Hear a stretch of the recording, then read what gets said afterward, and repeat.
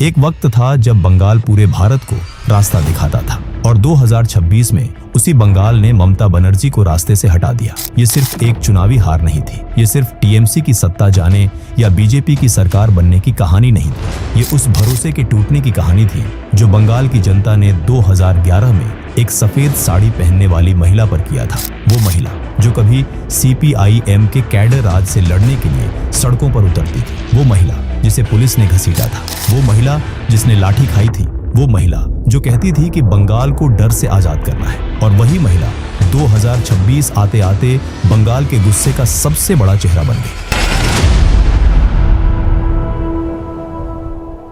2026 के Bengal assembly election में BJP ने पहली बार बंगाल में सत्ता हासिल की। रिपोर्ट्स के मुताबिक बीजेपी ने 206 सीटें जीती, जबकि ममता बनर्जी की टीएमसी 81 सीटों पर सिमट गई। इंडियन एक्सप्रेस ने बीजेपी की 206 और टीएमसी की 81 सीटें रिपोर्ट की और एनडीटीवी ने भी लिखा कि बीजेपी बंगाल में अपनी पहली सरकार बनाने जा रही है। लेकिन बंगाल की सबसे बड़ी खबर सिर्फ बीजेपी की जीत नहीं थी, सबसे बड़ा झटका था भवानीपुर। वही भवानीपुर जिसे ममता बनर्जी का पॉलिटिकल घर माना जाता था, वही सीट जहां से ममता बनर्जी अपनी सबसे मजबूत इमेज बनाती थी। लेकिन 2026 में रिपोर्ट्स के मुताबिक सुवेंदु अधिकारी ने ममता बनर्जी को भवानीपुर में हरा दिया। इकोनॉमिक टाइम्स ने रिपोर्ट किया कि सुवेंदु अधिकारी ने भवानीपुर में ममता बनर्जी को 15,105 वोट से हराया। और यहीं से सवाल शुरू होता है, क्या बंगाल सच में बीजेपी ने ममता बनर्जी से छीन लिया, या बंगाल खुद धीरे धीरे ममता दीदी के हाथ से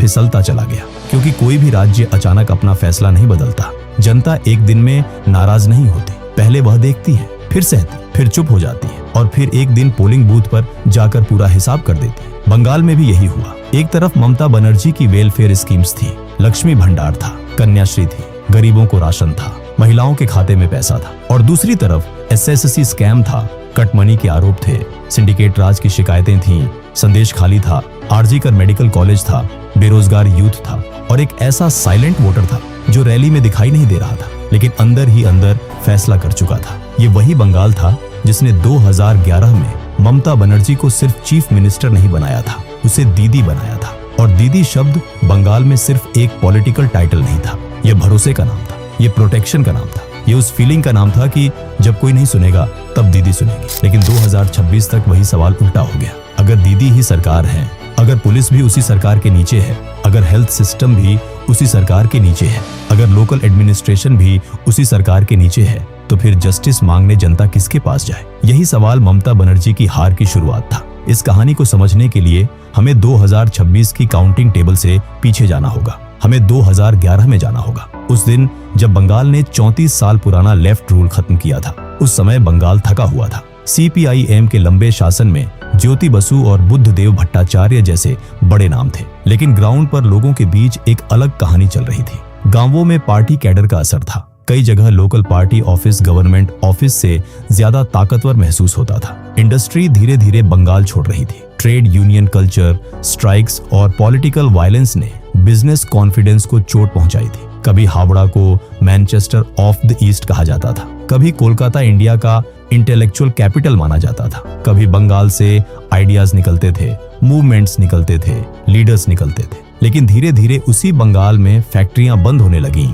यूथ माइग्रेशन बढ़ने लगा और लोगों का कॉन्फिडेंस टूटने लगा। इसी टूटे हुए बंगाल में ममता बनर्जी एक फाइटर बनकर सामने आई। उनके पास कोई रॉयल इमेज नहीं थी, न एक्सपेंसिव कैंपेन स्टाइल, न बड़ी सिक्योरिटी, न पॉलिश्ड दिल्ली पॉलिटिक्स। बस सफेद साड़ी, हवाई चप्पल, तेज आवाज और एक नारा, माँ, माटी, मानुष। ये नारा सिर्फ स्लोगन नहीं था। माँ यानी सुरक्षा, माटी यानी बंगाल की पहचान, मानुष यानी आम आदमी की इज्जत। बंगाल ने इस नारे पर भरोसा किया। लोगों ने सोचा कि अब डर खत्म होगा, अब कैडर राज खत्म होगा, अब पार्टी प्रेशर खत्म होगा, अब जॉब्स आएंगे, अब इंडस्ट्री आएगी, अब गरीब आदमी को अपना हक लेने के लिए किसी लोकल नेता के सामने झुकना नहीं पड़ेगा। लेकिन सत्ता में आने के बाद ममता बनर्जी के सामने सबसे बड़ा सवाल यही था, क्या वह पुराने सिस्टम को तोड़ेंगी या उसी सिस्टम को अपने रंग में रंग देंगी? शुरुआत में जनता ने इंतजार किया। लोग कहते थे दीदी को टाइम दो, 34 साल की बीमारी एक दिन में ठीक नहीं होगी। लेकिन जैसे जैसे साल बीतते गए, बंगाल की गलियों में एक वाक्य धीरे धीरे फैलने लगा, सिस्टम बदला नहीं, सिर्फ झंडा बदला है। पहले जहां लाल झंडे वाले कैडर का डर था, अब कई जगह हरे झंडे वाले लोकल नेटवर्क की चर्चा होने लगी। पहले लोग कहते थे CPIM के लोकल ऑफिस से पूछे बिना काम नहीं होता। बाद में लोग कहने लगे TMC के लोकल लीडर्स से पूछे बिना काम नहीं होता। किसी को घर बनाना है तो किससे ईंट लेनी है, किससे बालू लेनी है, किससे सीमेंट लेना है। कई जगह यह भी पॉलिटिक्स का हिस्सा बनने लगा। सरकारी स्कीम का पैसा आए तो बीच में कौन हिस्सा मांगेगा, यह भी आम आदमी की बातचीत में आने लगा। और यही कटमनी, सिंडिकेट कल्चर और लोकल दबाव की कहानियां धीरे धीरे ममता बनर्जी की इमेज को अंदर से कमजोर करने लगी। लेकिन ममता बनर्जी के पास एक मजबूत कवच था, वेलफेयर। लक्ष्मी भंडार ने महिलाओं के खाते में पैसा पहुंचाया। कन्याश्री ने लड़कियों की पढ़ाई को सपोर्ट किया। गरीब फैमिलीज को राशन मिला। छोटे छोटे लाभों ने गरीब घरों में रिलीफ दिया। और यह सच है कि इन स्कीम्स ने ममता बनर्जी को लंबे समय तक स्ट्रांग रखा, क्योंकि गरीब परिवार के लिए हर महीने आने वाला पैसा सिर्फ अमाउंट नहीं होता, वह राहत होती है, वह सम्मान होता है, वह यह फीलिंग होती है कि गवर्नमेंट ने उसे देखा है। लेकिन पॉलिटिक्स में एक समय ऐसा आता है जब जनता राहत और भविष्य के बीच फर्क करने लगती है। राहत आज की मजबूरी कम करती है, भविष्य कल की मजबूरी खत्म करता है। ममता बनर्जी ने रिलीफ दिया, लेकिन बंगाल का यूथ फ्यूचर मांग रहा था। कोलकाता की कोचिंग क्लास में बैठा स्टूडेंट पूछ रहा था, डिग्री के बाद जॉब कहाँ है? मालदा का लड़का पूछ रहा था, हर रिक्रूटमेंट कंट्रोवर्सी में क्यों फंसती है? आसनसोल का यूथ पूछ रहा था, इंडस्ट्री क्यों नहीं आती? मुर्शिदाबाद का परिवार पूछ रहा था, हमारा बेटा हर साल बाहर काम करने क्यों जाता है? हावड़ा, हुगली, नादिया, बांकुरा, पुरुलिया, सिलीगुड़ी, हर जगह एक ही सवाल था, बंगाल में फ्यूचर कहाँ है? फिर SSSC रिक्रूटमेंट स्कैम ने इस सवाल को गुस्से में बदल दिया। किसी स्टूडेंट के लिए सबसे बड़ा दर्द फेल्योर नहीं होता, फेल्योर वह सह सकता है। सबसे बड़ा दर्द तब होता है जब उसे लगे कि एग्जाम ऑनेस्ट नहीं था। उसने रातें जागकर पढ़ाई की, घर वालों ने पैसे खर्च किए, माँ ने ज्वेलरी बेची, पिता ने कर्ज लिया, सालों तक फॉर्म भरे, और फिर उसे लगे कि मेरिट से ज्यादा कीमत सेटिंग की थी। यहीं से बंगाल का एजुकेटेड यूथ अंदर से टूटने लगा। पार्थ चटर्जी जैसे सीनियर TMC लीडर की अरेस्ट और अर्पिता मुखर्जी के घर से ED रेड्स में मिले कैश ने पब्लिक इमेजिनेशन में एक पावरफुल इमेज बना दी। TMC इसे पॉलिटिकल वेंडेटा कहती रही, लेकिन वोटर के मन में सवाल गहरा होता गया, अगर सब कुछ ठीक था तो इतना पैसा कहां से आया? और जब जब सवाल पूछा गया, जवाब आया, बीजेपी की साजिश है। लेकिन हर सवाल साजिश नहीं होता, कुछ सवाल जनता के दिल से निकलते हैं। और जब सत्ता हर सवाल को ऑपोजिशन कॉन्स्पिरेसी बताने लगे तो जनता धीरे धीरे बोलना बंद कर देती है। लेकिन बोलना बंद करना सपोर्ट नहीं होता, कई बार यह तूफान से पहले की खामोशी होती है। 2026 में बंगाल में वही खामोशी फूटी, और इस खामोशी की सबसे तेज आवाज वहां से आई जहां ममता बनर्जी खुद को सबसे मजबूत मानती थी, वुमेन वोटर्स। ममता बनर्जी की पॉलिटिक्स में वुमेन वोटर्स हमेशा बैकबोन रही है। बंगाल की बहुत सी महिलाओं के लिए ममता बनर्जी सिर्फ चीफ मिनिस्टर नहीं थी, वो एक ऐसी महिला थी जिसने अकेले लड़कर सत्ता हासिल की, जिसने CPIM जैसे मजबूत संगठन को चुनौती दी थी, जिसने बड़े बड़े नेताओं के सामने झुकने से मना कर दिया था। इसलिए जब ममता बनर्जी कहती थी कि वो बंगाल की महिलाओं के लिए लड़ रही है, तो बहुत सी महिलाएं उस पर भरोसा करती थी। लक्ष्मी भंडार ने इस भरोसे को और मजबूत कर दिया। घर की महिला के खाते में हर महीने पैसा आना गरीब परिवारों के लिए छोटी बात नहीं थी। बहुत से घरों में यह पैसा राशन, दवाई, बच्चों की पढ़ाई या इमरजेंसी में काम आता था। इसीलिए लंबे समय तक ममता बनर्जी का वुमेन वोट स्ट्रांग रहा। लेकिन 2026 से पहले यही वुमेन वोट अंदर से हिलने लगा। पहले संदेश खाली आया।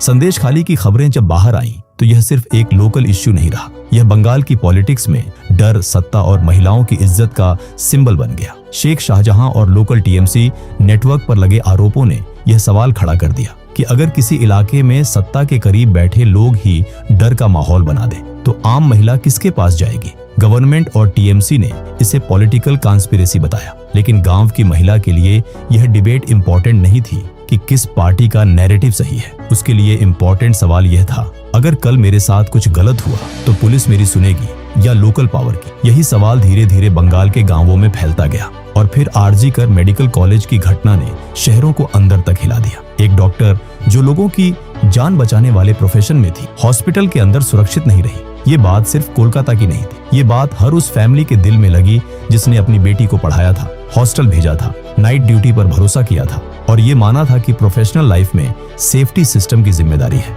RG कर के बाद बंगाल में एक सवाल बहुत गहरा हो गया, अगर हॉस्पिटल के अंदर बेटी सुरक्षित नहीं है तो फिर सुरक्षित जगह कौन सी है? ये सवाल ममता बनर्जी के लिए इसलिए ज्यादा डेंजरस था क्योंकि वह खुद एक वुमन लीडर थी। उन्होंने अपनी पूरी पॉलिटिकल इमेज एक फियरलेस वुमन के रूप में बनाई थी। जब वो ऑपोजिशन में थी तो इनजस्टिस के खिलाफ सबसे आगे दिखती थी, लेकिन अब वो सत्ता में थी। अब सवाल पूछने वाली नहीं, जवाब देने वाली थी और यही जगह उनकी पॉलिटिक्स को चोट पहुंचा गई।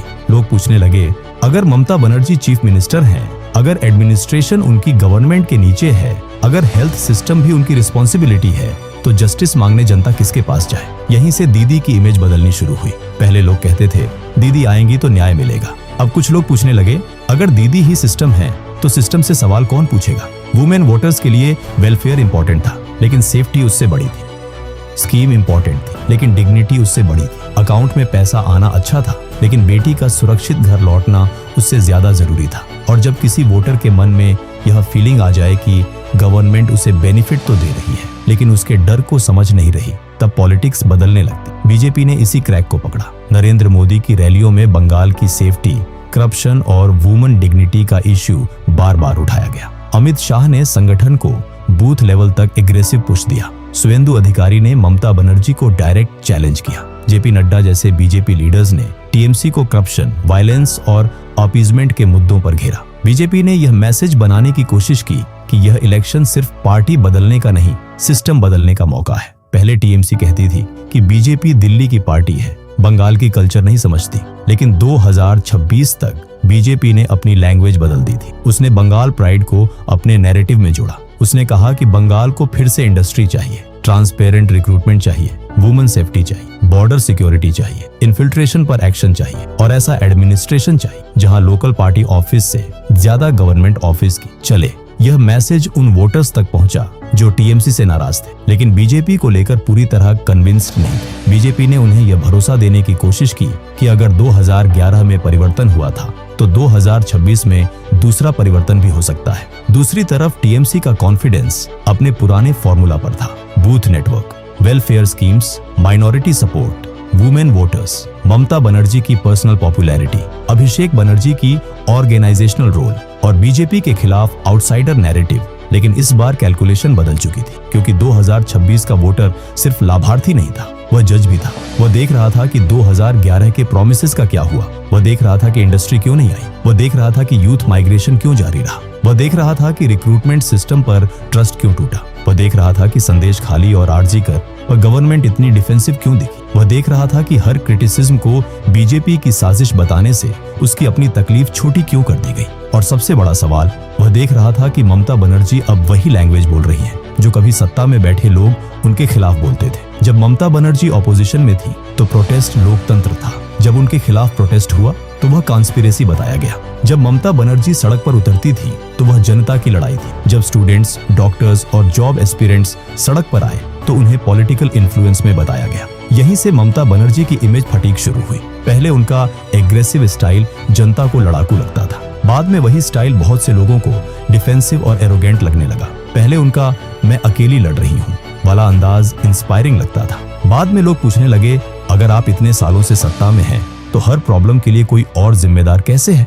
यह वही पॉइंट था जहां ममता बनर्जी फाइटर से सिस्टम बन गई और जनता सिस्टम से हमेशा हिसाब मांगती है। 2026 में बंगाल ने वही हिसाब मांगा। भवानीपुर की हार ने इस हिसाब को सिंबल बना दिया। भवानीपुर ममता बनर्जी का पॉलिटिकल घर माना जाता था, लेकिन 2026 में रिपोर्ट्स के मुताबिक सुवेंदु अधिकारी ने उन्हें वहीं हरा दिया। वही सुवेंदु अधिकारी जो कभी ममता बनर्जी के साथ थे, वही सुवेंदु जिन्होंने 2021 में नंदीग्राम में ममता बनर्जी को हराया था। और 2026 में भवानीपुर की लड़ाई ने इस राइवलरी को बंगाल पॉलिटिक्स का सबसे बड़ा सिंबल बना दिया। यह सिर्फ एक सीट की हार नहीं थी, यह मैसेज था कि इस बार गुस्सा बाहर से नहीं आया था, इस बार गुस्सा अंदर से उठा था। और जब जनता अपने पॉलिटिकल घर में लीडर को हरा दे तो इसका मतलब होता है कि सिर्फ गवर्नमेंट नहीं, इमोशनल कनेक्शन भी कमजोर पड़ चुका है। टीएमसी ने रिजल्ट के बाद इलेक्शन प्रोसेस पर सवाल उठाए। ममता बनर्जी ने एलिज्ड इरेगुलरिटीज और वोटर लिस्ट से जुड़े मुद्दे उठाए। सपोर्टर्स ने कहा कि यह नॉर्मल डिफीट नहीं थी, लेकिन इलेक्शन में परसेप्शन बहुत मायने रखता है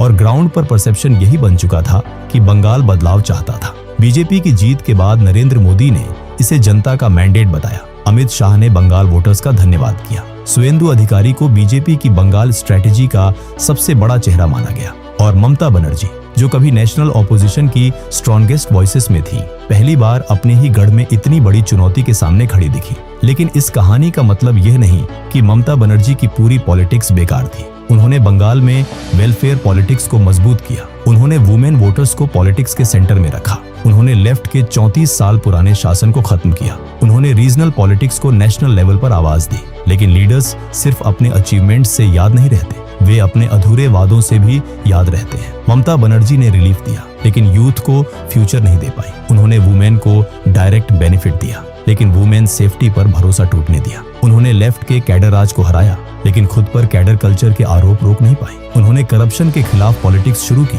लेकिन उनकी गवर्नमेंट स्कैम्स के सवालों में घिर दी गई। और जब इतने सवाल एक साथ जमा हो जाते हैं तो इलेक्शन सिर्फ इलेक्शन नहीं रहता, वह पब्लिक जजमेंट बन जाता है। 2026 में बंगाल ने वही जजमेंट दिया, लेकिन अब सबसे बड़ा सवाल बीजेपी के सामने है। नरेंद्र मोदी, अमित शाह, सुवेंदु अधिकारी और बंगाल बीजेपी के सामने असली परीक्षा अब शुरू होती है। सत्ता जीतना मुश्किल था, लेकिन बंगाल को बदलना उससे भी मुश्किल होगा। क्या बीजेपी सच में बंगाल में इंडस्ट्री ला पाएगी? क्या यूथ माइग्रेशन कम होगा? क्या रिक्रूटमेंट प्रोसेस ट्रांसपेरेंट बनेगा? क्या संदेश खाली और आरजी कर जैसे मुद्दों के बाद वुमेन सेफ्टी पर ग्राउंड चेंज दिखेगा? क्या कट मनी और सिंडिकेट कल्चर खत्म होगा? क्या गवर्नमेंट ऑफिस सच में पार्टी ऑफिस से बड़ा बनेगा? क्योंकि बंगाल ने 2026 में सिर्फ ममता बनर्जी को नहीं हराया, बंगाल ने नई गवर्नमेंट को भी वार्निंग दी है। ये राज्य किसी को परमानेंट थ्रोन नहीं देता। लेफ्ट को 34 साल दिए, फिर हटा दिया। ममता बनर्जी को 15 साल दिए, फिर रास्ता बदल दिया। अगर नई सरकार भी बंगाल की असली बीमारी नहीं समझी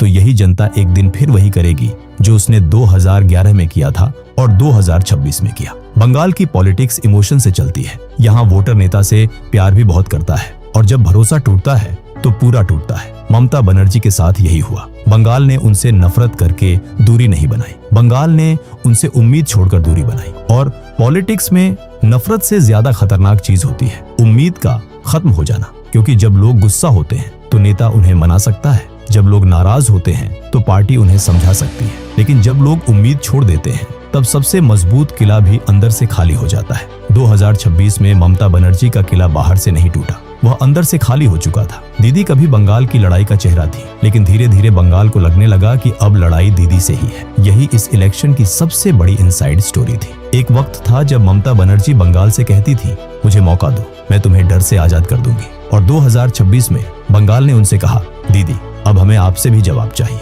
यही वो पल था जब बंगाल हाथ से निकला नहीं, बंगाल ने खुद हाथ छुड़ा लिया। लेकिन कहानी यही खत्म नहीं होती। अब सवाल ये है कि क्या बीजेपी सच में बंगाल को बदल पाएगी, या कुछ साल बाद बंगाल फिर किसी नए बदलाव की तलाश में खड़ा होगा? क्या 2026 बंगाल की नई शुरुआत है या पुराने सिस्टम का नया चैप्टर? आपको क्या लगता है, बंगाल ने सही फैसला लिया या आने वाले सालों में कहानी फिर पलट सकती है? अपनी राय कमेंट में जरूर लिखना, क्योंकि बंगाल की असली कहानी अभी खत्म नहीं हुई है। अगर आपको ऐसी पॉलिटिकल, हिस्टोरिकल और 2D डॉक्यूमेंट्री स्टाइल अंदर की कहानियां पसंद आती हैं तो चैनल को सब्सक्राइब कर दीजिए। यहाँ हम सिर्फ हेडलाइंस नहीं बताते, पूरी कहानी समझाते हैं।